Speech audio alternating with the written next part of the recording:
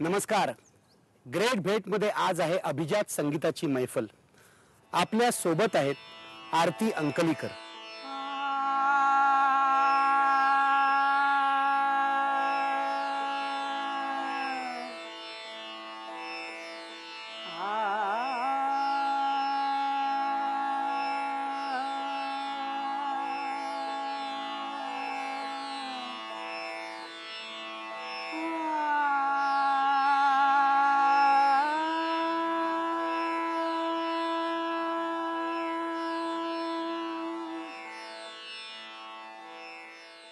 गेली 3 दशक रसिकांना आरतीताईंच्या उत्कट गाण्याने रिझवलं आहे.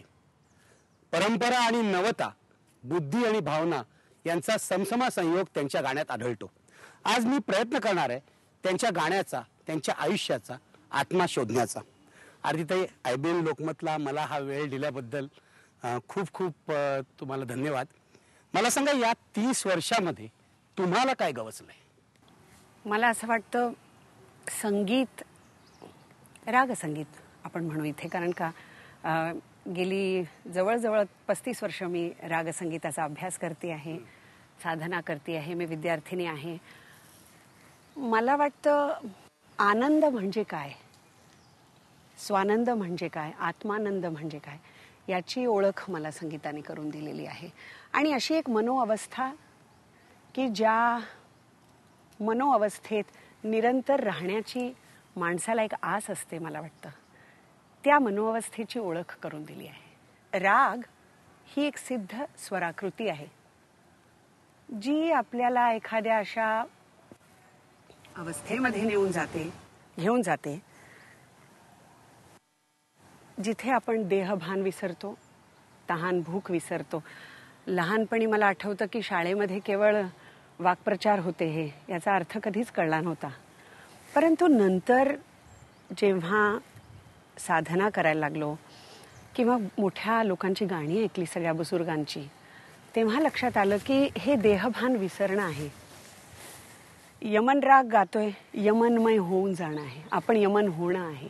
ही जी अवस्था आहे त्या अवस्थेला ती महत्वाची आहे असं मला वाटतं. तुम्ही अगदी लहानपणी गायला सुरुवात केली, म्हणजे अगदी मी सुरुवातीच्या काळामध्ये तुम्हाला घेऊन जातोय. मी जे वाचलंय तुमच्याबद्दल की आज सगळं लिटिल चॅम्प्स वगैरे हे सगळं चाललेलं आहे, पण तुमच्या काळामध्ये तुम्ही सुद्धा एक प्रकारे लिटिल चॅम्पच होतात आणि अगदी लहानपणी सुरुवात केलीत तुम्ही. घरातून तुमची आई गायची, मला वाटतं. आई वडील कशी सुरुवात झाली, तुम्हाला कशी गोडी वाटली त्याच्यामध्ये? मला गाण्याची गोडी होती, परिश्रमाची नव्हती. कारण ते वय अल्लड होतं आणि आई वडील छान गायचे माझे, त्यामुळे खरं तर आईवडिलांनाच श्रेय दिले पाहिजे. मला गाण्याची गोडी माझ्यात त्यांनी निर्माण केली, संस्कार केले माझ्यावर तसे.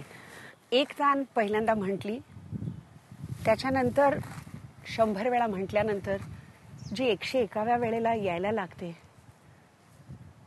तो जो एक आनंद असतो ना, तो अवर्णनीय आहे.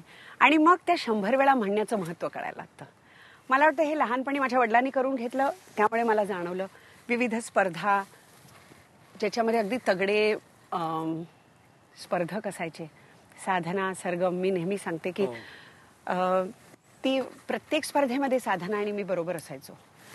आणि तिची आई पण अतिशय जागरूक पालक होती आणि अतिशय सुंदर रियाज करून घ्यायची. त्याच्यामुळे ती असं काही गायची स्पर्धेमध्ये, कधी ती आधी गायची, कधी मी.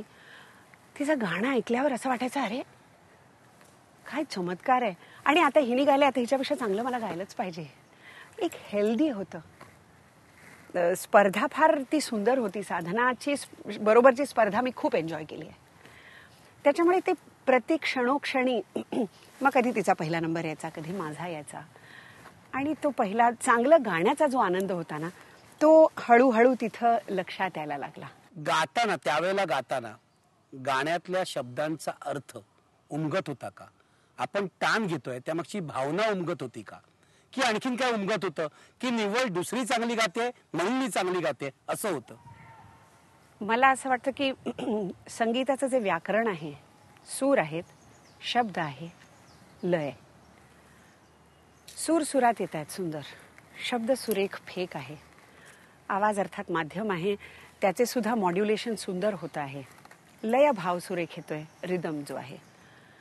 परंतु संगीत शेवटी याच्या पलीकडेच आहे. शब्द सुंदर असतात, लयीत असतं, पण एक काहीतरी नसतं. एक भाव जो आहे तो मिसिंग असतो. तो काय आहे त्याचा मागोवा मला वाटतं तेव्हा घेतला जात होता. आणि त्याचं प्रत्यंतर येत होतं की अशी काहीतरी गोष्ट आहे जी इनविजिबल आहे, जी दाखवू शकत नाही मला कोणी. की तू सुरात गा, म्हणजे ऍटलिस्ट तुम्हाला कॉन्टेक्स्ट आहे ना.